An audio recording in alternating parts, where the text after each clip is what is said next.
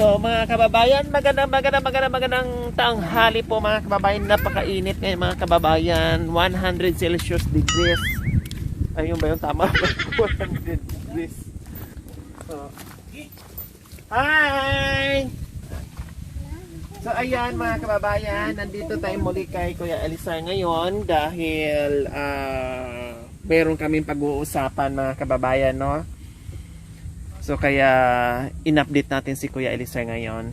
O, kumusta? Kuya Elisar, kumusta? Mabuti? Nakatakbo na kayo? Hindi pa. So, Grace, ano ang ginawa mo ngayong umaga? Kahapon pupunta po ako kay Kapitan po. Anong ginawa mo doon kay Kapitan? Humingi po ng tira po. Akala ko tatakbo ka ng kagawad. O anong sabi ni Kapitan? Nagbigay po ng 500 ma'am. Tapos sa Lunes po pupunta po ako sa opisina ni Ma'am Chinky po. Nagsusulisit ka para pandagdag mo doon sa May pambili po ng pagkain doon ma'am. Oo, meron kayo siyempre pamasahe mo, pagkain doon, and then siyempre pagkain din mga bata dito na iiwanan mo. Iwan po. Ito yung bunso mo? Opo ma'am. Tapos yung panganay mo nasaan? Nandun po sa Patay po ma'am. Namatay po yung uncle niya po. Nandoon ngayon sa Patay. Yung panganay mo ilang taon na?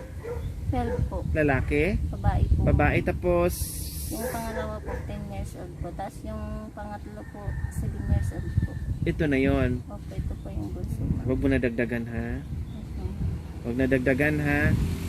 Kuya Elisar. Hindi na yan kasi hindi na nakainom eh. So, wala kang gawa ngayon dahil nagsusolicit ka. Opo ma'am. Magkano na nasolicit mo lahat? Yun pa lang po ma'am. Yung 500. kay Kap Yung po. galing kay Kap. Opo. Anong balita? Kumusta? Anong balita? Kailan pupunta sa hospital? Sabi mo sa Friday. Friday po. Sa Friday daw.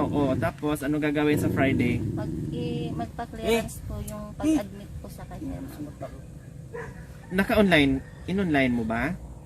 Kachat ko po yung doktor niya po ma'am. Mabuti. So, anong sabi ni doktor? Anong pangalan doktor? Niker Perez po. Niker? Anong sabi ni Dr. Niker? Sige po ma'am, sabi po niya po. Hintayin niya daw po kami dun. Tapos siya daw po mag-aasikaso sa asawa po ma'am.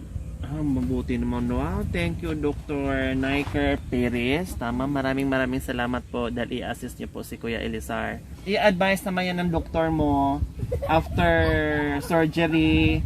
I-advise yan sa'yo. Pahihilumin muna yan. Hindi naman agad-agad yan. Halimbawa, naputol itong buwan. Hindi naman agad-agad. Sunod na buwan, lagyan ka agad ng prosthetic yan. Kasi may tendency na bubuka yan. Depende pa sa response ng katawan mo. Kailangan dyan antayin pa, pahilumin. And then, i-check up pa nila uli yan kung pwede na ba lagyan ng prosthetic leg. Pero kahit pa paano, meron nang nakaabang na prosthetic leg at naputol na. At makagalaw ka na, makatrabaho ka na. So ngayon, Kuya Elisar, pag once na nagawa natin yan, no, ang importante ngayon, surgery muna, no? Huwag mo muna isipin yung prosthetic leg kasi okay na yon. Tapos na yon. Ito muna isipin natin kung paano natin malagpasan itong surgery. Total, sabi mo sa akin, konti na lang ang gagastusin nyo, halos wala na kayong mababayaran dahil meron kayong PhilHealth. Tama.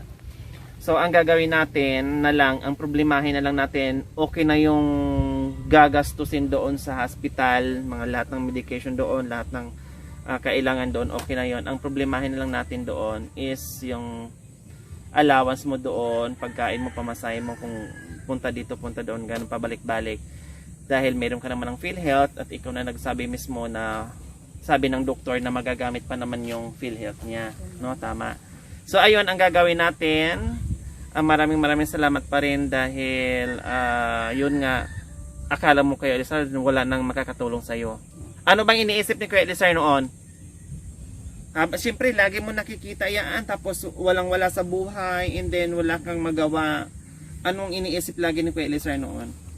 Iniisip ko kung paano ako Bangon uli. recover. Lalo na pagkapagtrabaho uli. Oo. No? So ngayon Kuya Elisar,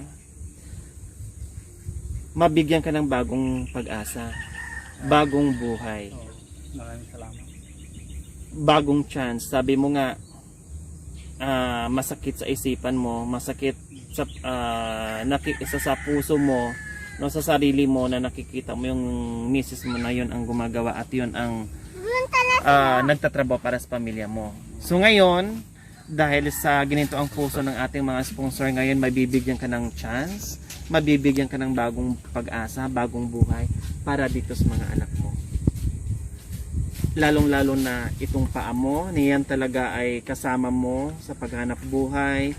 Diyan tayo kumikilos, yan ang ginagamit natin paghanap buhay para dito sa mga anak. So ano sa pakiramdam ngayon ko, Elisa, na magkakaroon ka na ng sponsor para doon sa artificial mong paa? Masaya. Binigyan nilang tulong sa akin. So masaya ka ngayon dahil magkakaroon ka na ng di ba sabi mo noon sa akin, gusto ko magkaroon ng artificial na paa para makanap buhay ako, 'di ba? Yun. So ngayon, syempre, kahit bigyan ka namin araw-araw ng ayuda, kung ganyan pa rin ang sitwasyon mo, mauubos at mauubos pa rin 'yon, no? Pero kung bigyan ka namin ng paa, magkakaroon ka ng bagong pag-asa, bagong buhay, at araw-araw masubaybayan mo yung mga anak mo. Magkakapaghanap buhay ka. Maibigay mo yung pangangailangan ng mga bata. Siyempre nagkakapaghanap buhay ka eh. Kasi yung ayuda hindi naman inaasan habang buhay. Tama. Yun ay parang tawid gutom lang yung mga ginagawa nating ayuda.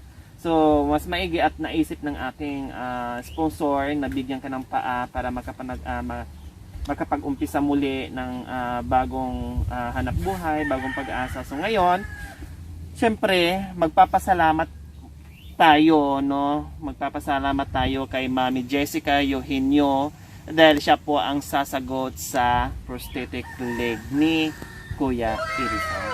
Dahil sabi ni Mami Jess, gusto niya tulungan si Kuya Elisa na tulong na panghabang buhay. So ito po yun. Dahil pag once na surgery na at nabigyan natin ng artificial na paa, makakapagtrabaho na. Magiging kahit papaano magiging normal na ang buhay ni Kuya Elisa dahil nakakalakad na siya. Ewan ko, makaakit na kaya nung Iniisip ko kagad, makaakit kayo ng mangga kahit may artificial lang. Pero makaakit pa rin siguro yon, no? Kaya pa ako. Pwede naman pag umaakyat ka, tanggalin mo yung artificial. Sabi, iwan ka muna dyan. Iwan ka muna dyan. Munguha lang ako ng mangga, no? So ayan. Hindi. Aray ko. Pag uminom ka ulit, iwanan mo yung isang paa. Huwag mong bitbitin para hindi ka na makadrive ng motor. Ipagbitbit mo kay kay Daryl. Salamat, maraming salamat po, Mami Jessica Eugenio, si Mami Jessica Eugenio po from California. At talagang mula noon hanggang ngayon mga kababayan, nandiyan lang po yan, lagi nakasuporta sa ating munting adikain. Kaya ngayon, isa sa mapalad si Kuya Elisa dahil mabigyan po niya ng prosthetic leg. And then sa surgery naman, gagawaan natin ng paraan at meron ding, siyempre, habang nasa hospital sila, pareho silang walang work, hindi nila alam kung saan sila kukuha at kailangan din po lang mga kababayan yung panggastos doon sa misis niya, pagkain, and then dito pa sa mga bata na naiiwan, tapos yung pamasahe, ganon. Magbibigay din po tayo, no? Kaya sa abot ng ating makakaya, may paunang bigay tayo para pang budget na sa hospital, and then yung prosthetic leg, hindi na natin iisipin yun dahil buong-buo na yon, meron na mag-i-sponsor doon, no? Si Mami Jessica Eugenio. So ngayon, may ibibigay tayo dahil panggastos nila dun sa hospital. Ang nagbigay po, no, yung ating sponsor, nagbigay ngayon, nagpaabot ng 3,000, si Sir Aaron and Ma'am Angelica Franco from Canada. So ayan po, nagpaabot po ng 3,000. Ito ang gagamitin nyo para pag na-confine siya, para meron kayong pamasahe, ha? And then, gagawa pa rin ako ng parang sa abot ng aking makakaya kung ano pa ang maidagdag namin, ha? Basta sa ngayon, meron kayong initial para makalakad na kayo. At total, sinabi naman ng doktor na punta na kayo doon sa Friday para maasikaso, mag-clearance siya doon, and then, sila na ang magsasabi sa kung kailan ang admission niya, ha? So, 1,000, 2,000, 3,000, O, magkano yan? O, 3,000 para doon sa initial na gagamitin mo pag nagpa-clearance si Kuya Eliezer, and then pag na confine na siya, ha? And then may nagsusolicit din siya sa mga kakilala niya. So nagkaroon na siya ng 500 doon sa solicitation niya. And then maraming salamat po muli Sir Aaron and Ma'am Angelica Franco from Canada. Kay Ma'am Jessica Eugenio po, sa binigay niyo pong prosthetic leg po sa asawa ko, maraming salamat po dahil po sa inyo. Pagtrabaho na po siya, tsaka kay Sir Aaron po, tsaka kay Ma'am Angelica po, maraming salamat po sa binigay niyo pong pera po para may panggastos po kami sa hospital. Maraming salamat po. Ayan, walang anuman, no? Ayan, may baka na nakausli dyan para yon ang parang naging silbi niyang may ano pa rin, may kapit, kumbaga. So sabi po ng doktor talagang putulin. So tama po yung advice ni Mami Jess na talagang kailangan i-surgery para hindi magiging sagabal at magiging normal siya at makakilos siya kung anong gusto niyang gawin, no? Makapagtrabaho siya. So ayan, mga kababayan, ulitin ko po, itong Friday pupunta na sila sa hospital para magpa-clearance, and then doon natin malalaman kung kailan po yung schedule ng surgery. Tapos after surgery wala nang problema sa prosthetic leg dahil okay na, sagot na ni Mami Jessica Eugenio. So ang panawagan ko lang po muli ay yung panggastos nila araw-araw. May binigay tayo ngayon na nagagaling po sa ating sponsor na si Sir Aaron and Ma'am Angelica Franco from Canada. Ito po yung gagastusin nila, gagamitin nila para sa papunta doon, yung pabalik-balik at pagkain nila sa araw-araw. So ayan po mga kababayan, maraming salamat po muli sa inyong ginito ang puso na talagang nandiyan kayo sa mga kababayan na tinalubos ng ilangan. At maraming salamat din po sa tiwalang ipinagkaloob niyo po sa aking munting adikain na talagang mula noon hindi niyo po ako pinabayaan. Nakikiisa po kayo sa aking munting adikain. Maraming salamat po. So, ano sa pakiramdam ngayon, Ate Grace, na solve na ang problema? Meron ng prosthetic leg, meron ng pera para pang baon-baon doon, o meron ng mga sponsor na talaga nandiyan sa iyo? Nakahinga po ng maluwag, Ma'am. Nakahinga ka ng Sa inyo, Ma'am. Maraming salamat po sa inyo, Ma'am. Talagang iba ang pakiramdam mo ngayon kaysa sa dati. Dati ano bang iniisip mo dati na ganito lagi yung sitwasyon nakikita mo sa araw-araw? Kung minsan po naiisip ko na lang po na magpatiwakal, Ma'am, lalo na pag wala talaga kami, Ma'am. Pero Naiisip mo na parang magpakamatay ka na lang dahil parang hindi mo na alam kung paano ka gagalaw, kung paano yung buhay sa araw-araw dahil sobra ka na nahihirapan. po, Ma'am. Naintindihan namin yon, Grace. Isip ko pa rin po yung mga anak. Tama, pero wag mong gawin. Mas lalong magiging matibay ka dahil kumbaga pilay na yung pamumuhay nyo, pilay na dahil sila kay mo ay hindi na makapagtrabaho. Wag mong isipin bagkos magiging magpakatatag ka para sa mga anak mo dahil kailangan ka, no? Salamat po sa inyo. Buti ka nga. Ako'y napahanga sa'yo na sabi mo na lahat ng ginagawa mo, lahat ng gawaing panglalaki ginagawa mo. Ako'y napahanga sa'yo. Dahil bibihira lang ang tulad mo na gumagawa ng ganyan kahirap na trabaho. Kulang No. na nga lang po, pasukin ko na yung construction. Yun na lang ang hindi mo nagawa, Po, Ma'am. Ate Grace. Kahapon po nakilaba po ako, may upa po akong 100 po. 100 ang binayad. So, ayan, no. Ang swerte mo pa rin, Kuya Eliezer, no. Kaya yung sinabi mong hindi ka na mag-inom, tubig na lang, kaparin mo, no? Dahil alam mo ang naging buhay nyo dahil doon sa alak, at yung sakripisyo ni Mrs. mo, nabibihira lang na hindi mo makita sa iba, no? Ginagawa niya para sa iyo. So ganun ka niya kamahal at yung pamilya, no? So kapag naranasan naman na mag-inom, alam mo na kung ano nagiging epekto, wag na nating ulitin. Okay. So ayan na, ha. Smile na lagi, wag na mag-iisip dahil meron ng biyaya na tutulong sa atin yung ating mga sponsor na talagang may ginito. Wag, sabi ko nga noong nakaraan, wag mawala ng pag-asa. O kita nyo, Opo, kahit kahit ganito po, siya pong naglalaba.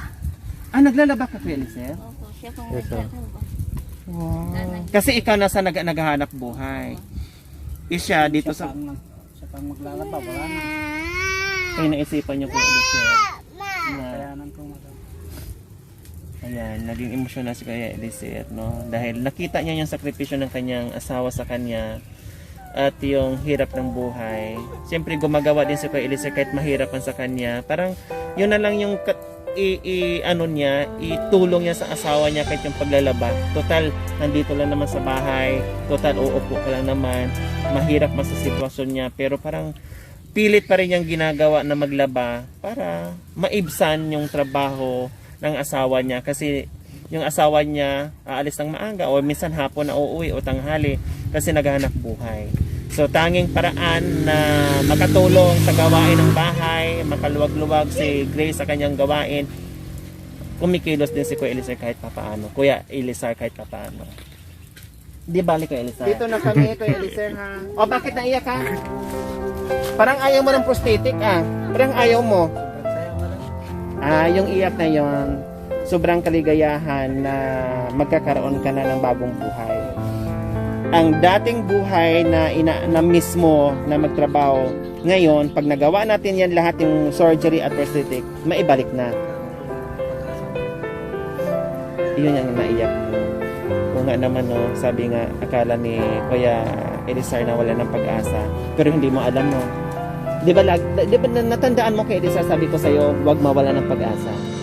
Dahil meron at darating yung hindi natin inaasahan na may pagkakataon at merong tutulong sa atin. O ito na yon, yung sinasabi ko. Oh, sabi ko sa iyo huwag ka lang mawala ng pag-asa. Kapit ka lang at magdasal. Hindi tayo papabayaan ng Panginoon Diyos. Mayroong mga taong magiging daan at instrumento para matulungan ka. No? Ha? Nagulat ako. Akala ko. Bibigyan ako ng mangga. Ayun, bibigyan ako ng mangga ni Kuya Elisar. Mga itlog. Thank you. Ayan, meron pa. Ay, ito yung ayudang binigay ko sa iyo. Binalik mo lang din. Hindi mo na kailangan. Ayan, may mga mangga. Wow, ang sarap naman. Dito galing. Opo, Inakyat na nung ilan Mayroon pa ba? araw, inakyat niya. Inutusan pa, no? Bye-bye, Kuya. Ate Grace, bye-bye. Thank you sa mangga. Diyos ko, ang may talaga ng mga naibablog natin. Lagi tayo may pasalubong ganito. Lagi tayo may